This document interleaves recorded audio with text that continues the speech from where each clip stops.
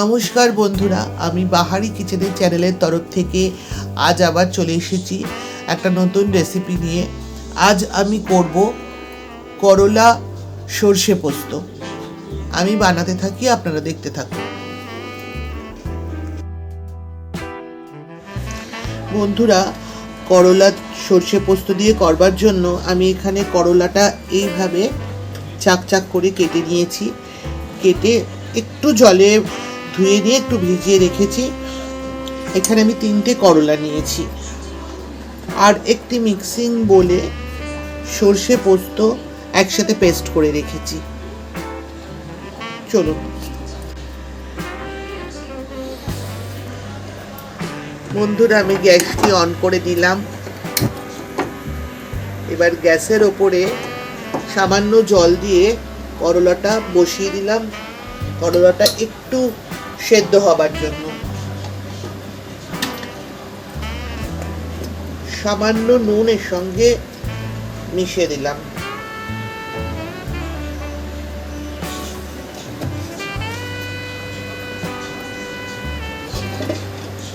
এবার এটা ঢেকে দেব। এবার ঢাকনাটা তুলে দেখবো আমার করলাটা কতটা সেদ্ধ হয়েছে। একদম পারফেক্ট, পুরো হয়ে গেছে। এবার এটাকে গ্যাসের নবটা অফ করে দিলাম। এবার এটাকে নামিয়ে নেব। এবার একটা কড়াই বসিয়ে গ্যাসটা অন করে দিলাম। সামান্য তেল দিয়ে দেবো।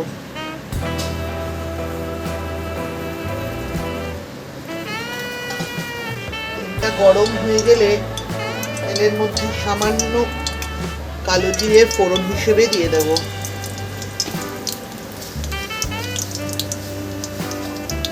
ফোড়নটা হয়ে গেছে, গন্ধ বেরোচ্ছে। এবার ভাপিয়ে রাখা করলাটা ছেড়ে দেব। হাফ চামচের মতো হলুদ দিয়ে দেব।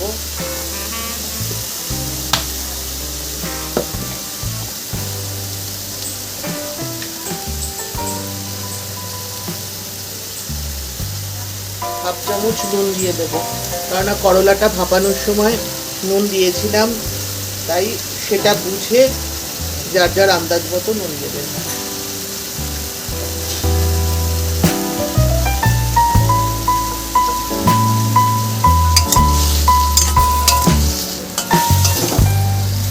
করলাটাকে একটু নুন আর হলুদ দিয়ে নাড়াচাড়া করে নেব। গ্যাসটা এবার একটু বাড়িয়ে দেব।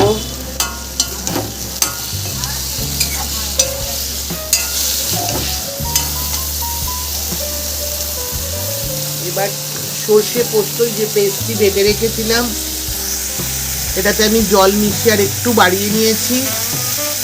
এবার এটা ঢেলে দেব।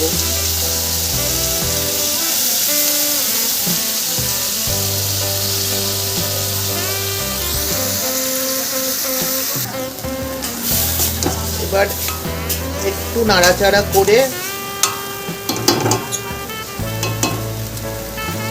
জল দিয়ে দেব।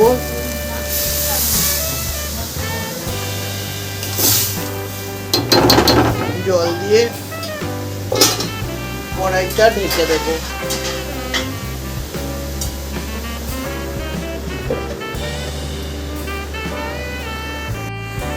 এবার ঢাকনাটা তুলে দেখবো কত দূর হলো আমার রান্না। দেখুন, আমার করলা পোস্ত সর্ষে অবস্থা হয়েছে। আপনারা ইচ্ছে করলে এই রকম ঝোলও রাখতে পারেন, আবার এর থেকে আরেকটু গামাখাও করে নিতে পারেন। আমি এরকম ঝোলই রাখছি। গ্যাসটা সিম করে দিলাম। এবার নামানোর আগে একটু কাঁচা সর্ষের তেল এর ওপর দিয়ে দেবো।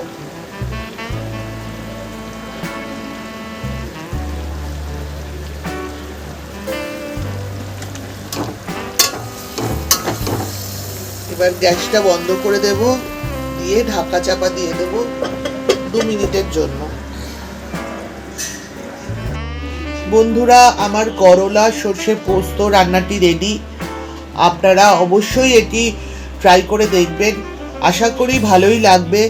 এটা গরম ভাতের সাথে খেতে খুব ভালো লাগে, বিশেষত এই গরমকালে খুব অরুচি মুখেও খুব ভালো লাগে।